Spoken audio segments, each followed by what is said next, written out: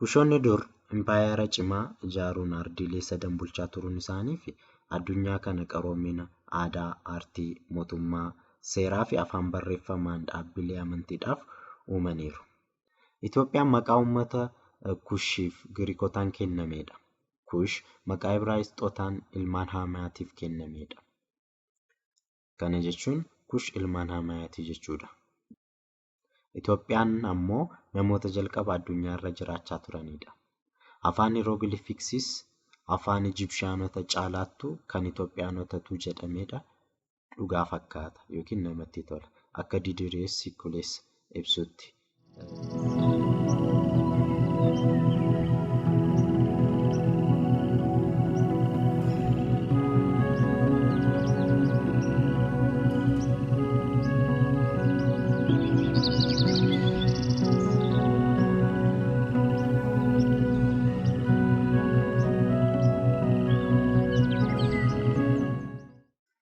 Peentingii fi monumentiin Ijipshaanotaa akka ibsanitti Itoophiyaanonni ijaartota ta'uu isaaniiti. Ijipshaanonni ofii isaanii warra jalqaba seenaa kalaqee miti. Piraamiidiin jalqaba dhagaa Itoophiyaatiin hojjetame. Haalli ijaarsa piraamiidii amantii fi astiroonomii waliin wal qabata.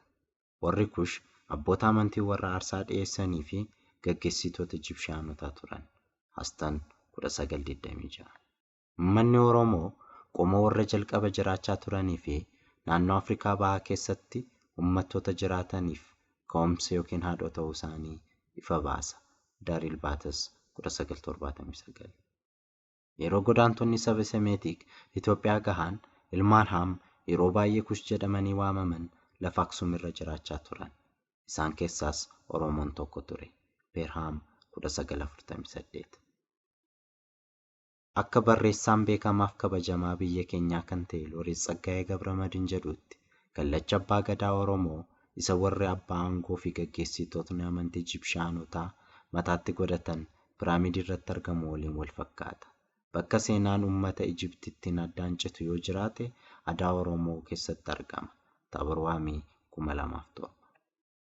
Saboota gaanfa Afrikaa irratti argaman keessaati uummattoonni Oromoo, Affaarii fi Somaalee qaroominaan uummattoota Ijipshaanotaa akka dursanidha. Kanaafis immoo yeroo sababa lafa kaa'u tokko jechoonni afaan Oromoo keessatti argaman hedduun isaanii afaan Hieroogilifiksii keessatti mootota duriitiin itti fayyadamamaa akka turedha. Fakkeenyaaf jechi Oromoo jedhu hiikkaa fi kaayyoon itti fayyadamamuu yeroo sicha mootota Faronotaa kan ammaa kan uummata Oromoo faana akka wal fakkaatuu fi hiikkaa tokko akka ta'e agarsiisa. Jechi Oromoo jedhu kunis immoo seenaa mootota Ijipshaanotaa keessatti daddabaliin barreeffamee akka jirudha agarsiisa. Akkaataan barreeffama isaa kunis immooti dubbachiiftuun fayyadamamiin dubbifamaa qofa fayyadamuudhaan Oromoo jedhamee barreeffamee akka argamudha. Akkasumas immoo holqa keessatti yookiin immoo rookaartii Itoophiyaa keessatti argame keessumaa naannoo Oromiyaa keessatti argame keessatti waggaa 15,000 dura umurii waggaa 15,000 kaarboon deetiitiin ol kan qabu akka ibsutti kanuma mirkaneessa. Namooti warra ammaa Karrayyuu Oromoo kana yookiin immoo warra Somaalee fakkaatan kanneen gaalleen isaanii tiksanii mataa gubbaa yookiin gatittii gubbaa ulee kaa'atanii mataa isaanii filatanii fi akkasumas immoo guchii isaanii irratti xiyya qabatanii jiran kan fakkaatan kuni holqa dhagaa keessatti yookiin aartii dhagaa keessatti argamee jira. Akkasumas immoo waggaa 300 dhaloota Kiristoosiin dura kan ture kan uummati Oromoo akka kaalaandariitti itti fayyadamaa ture dhagaan Keeniyaa keessatti argamu isaanii. Kun uummati Oromoo uummattoota yookiin saboota gaanfa Afrikaa irratti argamanidhaa fi hangafaa fi haadhoo ta'uu isaanii mirkaneessu.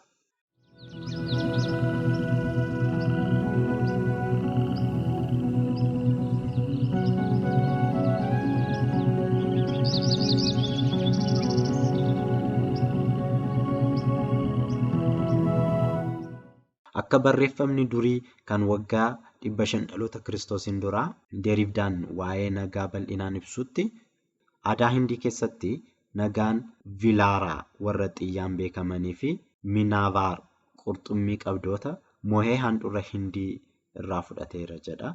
Nagaan nama yabeella galaanaan beekamuu fi Hindii, Sirlaankaa fi Burmaa bulchaa turedha.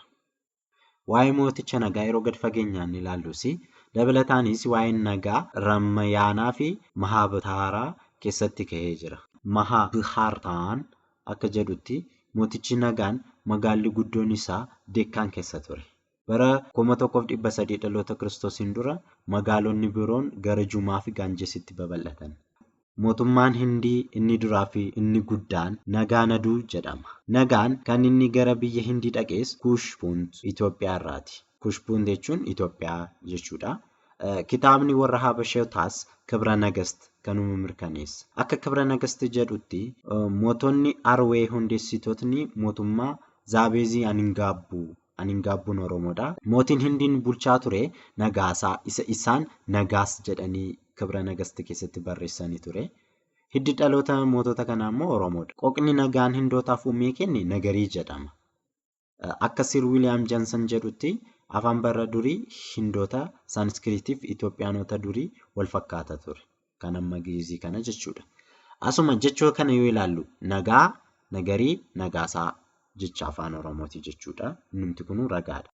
Nagaan biyya Hindiitti amantii waaqa yookiin immoo God of Sun Murungaan kun amantii Afrikaa keessatti biyyoota Afrikaa keessatti hedduminaan waaqeffatamudha. Innis immoo waaqa aduu jedhama. Hindii biratti Kirishnaa jedhamu hundeesseera nagaan jechuudha. Amantiin sabii Oromoo waaqa gurraacha garaa garbaa, waaqa cicoo gurraattii jedhee waaqeffatu kana Oromoon waaqa jedha. Waaqa jechuun iskaaya jechuudha.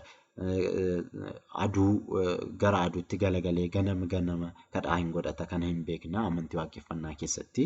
Isa kana faana wal fakkaata ture jechuudha. Kana jechuun nagaan amantii kana fuudhee gara Hindii dhaqee babal'isee jechuudha.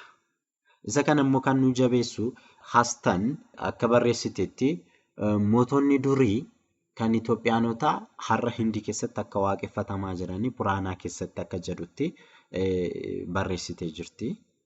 Gadaan Malbaa bara 1985 fuula 55 irratti akka barreessetti Waalis Baajiin wabeeffate. Waalis Baajii immoo bara 1928 barreesse.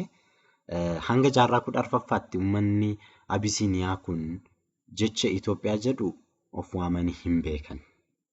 Kitaabni seenaa Oromoo hanga jaarraa 16ffaa maddoota garaa garaa eeruun akka ibsutti maqaan Itoophiyaa jedhu Abisiyaanonni kan kennamee fi namoota kitaaba qulqulluu yookiin Baayibal afaan Giriik irraa gara afaan Giizitti hiikaniini.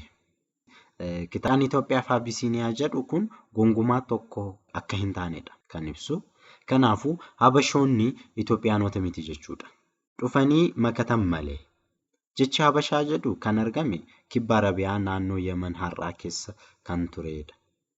Innis immoo gosa Habshaat jedhu irraa yoo ta'u, dhaloota Kiristoosiin dura bara 700 hanga dhaloota Kiristoosiin booda bara 100tti gosa kanarraa hammi tokko galaana diimaa qaxxaamuruudhaan kaaba Itoophiyaa har'aa akka qubatanii fi uummata Kuushfaan wal makuudhaan jiraachaa akka turanidha kan ibsu. Yeroo boodas naannoon kun warreen qubattoota kun Habashoota kanaan akka dhuunfatamee fi uummattoonni Oromoo immoo utuu biyya isaanii abbaa lafaa ta'anii jiranii isiin godaantota jedhamanii seenaa fuggisoodhaan arrabsamaa akka turanidha kan ibsu. Gadaan Malbaa bara 1985 fuula 61 irratti akka ibsu.